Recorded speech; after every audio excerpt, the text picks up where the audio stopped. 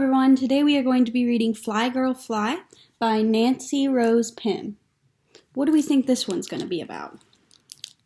We see this character here. What's in the background? What kind of face is she making here? Does she look maybe determined? Let's find out what this is about. Fly Girl Fly by Nancy Rose Pimm. In a big, big world was a small, small girl who went by the name Siesta.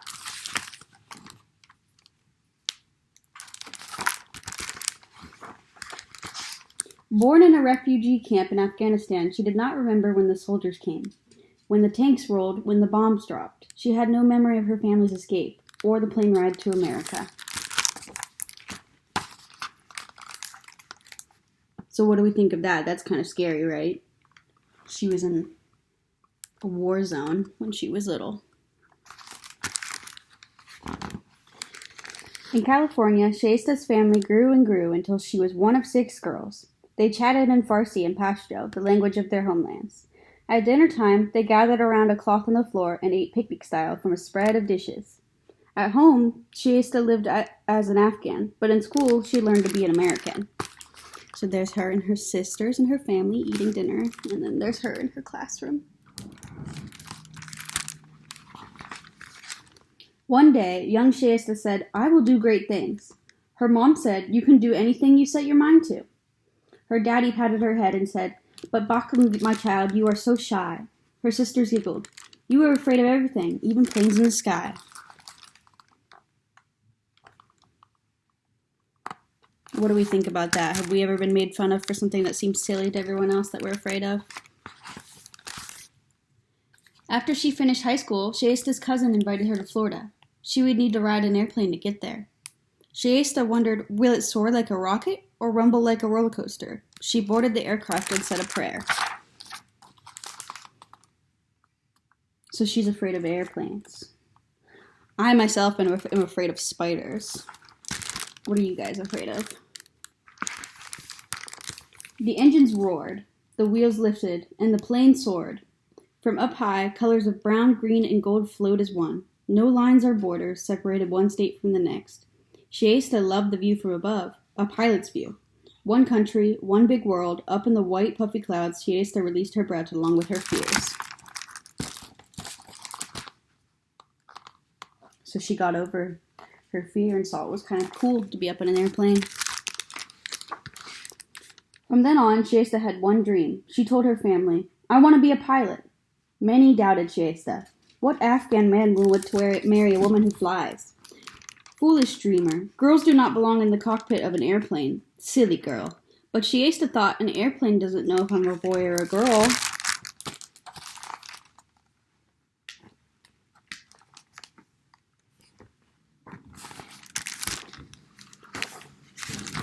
So she studied science and math. She read books, she applied for scholarships, and took out loans to attend a school to learn how to fly. She became the first in her family to graduate college. When she finally held her pilot's license, it felt like she had been granted a superpower. Siesta wondered, what now? So they doubted her, but she still got her pilot license and learned to fly the plane. One day, Siesta met Barrington Irving, a Jamaican immigrant. Barrington grew up in poverty in Miami. He had become the youngest man and the first black person to fly solo around the world. Nothing had stopped him. Siesta started to dream about making her own solo flight around the world. So she flew with Barrington over Russia and most of Asia to learn about international flying and radio calls. So he was doubted too. Do you think it was important for her to have a role model to look up to?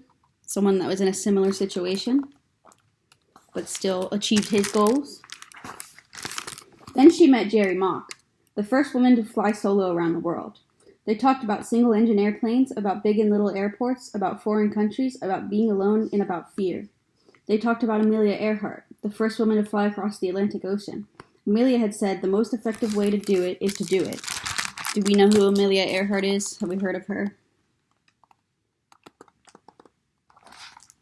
Amelia Earhart didn't make it across the world. She went missing. Siesta decided she would not just fly all the way around the world. She'd also meet with young people everywhere. She'd get them excited about careers in science, technology, engineering, and math that chased down dreams of their own. So Siesta studied charts and weather maps. She planned and she plotted. She read letters and emails from children all around the globe who looked forward to meeting her.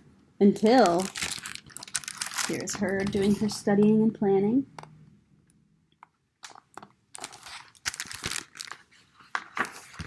Siesta went wheels up and set out on her journey around the world. At last, she soared. Here is her plane taking off.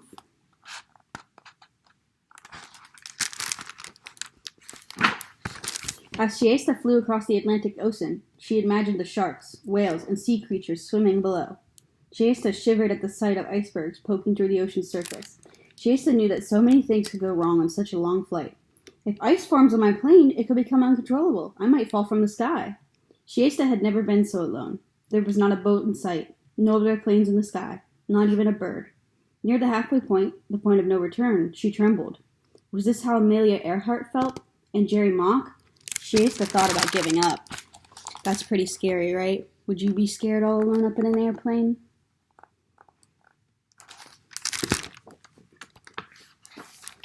Instead, Siesta took a deep breath and thought of the children. They expected to see her, especially the girls from her homeland, Afghanistan.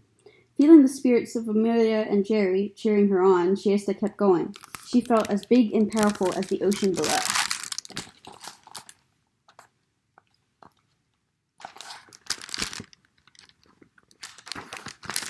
Country by country, Siesta met with young around the world. She told wide-eyed children her story and inspired them to follow their dreams. She landed in little-known places like Cagliari and Christmas Island, and faraway countries like Egypt and Fiji.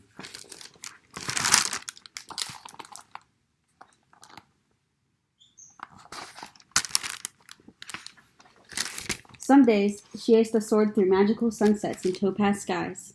Other days, she battled sandstorms and dodged lightning strikes. Sometimes, monsoons kept her tiny plane grounded for weeks. Many times, she thought about quitting, but she pressed on.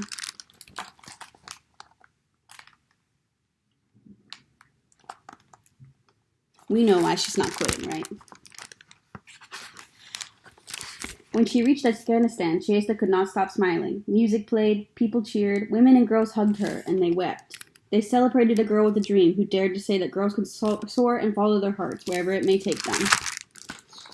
Remember, people were telling her that she couldn't do it because she's a woman from Afghanistan, and no Afghan man would want to marry her, and planes, it's not a place for a woman. But she did it anyways. Months later, after flying nearly 25,000 nautical miles with 30 stops on 5 continents, Siesta landed at the airport where it all began. Siesta Juarez had done it. She was the first woman from Afghanistan, and at 30 was the youngest woman in history to fly a single-engine aircraft around the world. Surrounded by family and friends, Siesta kissed the ground. She was home.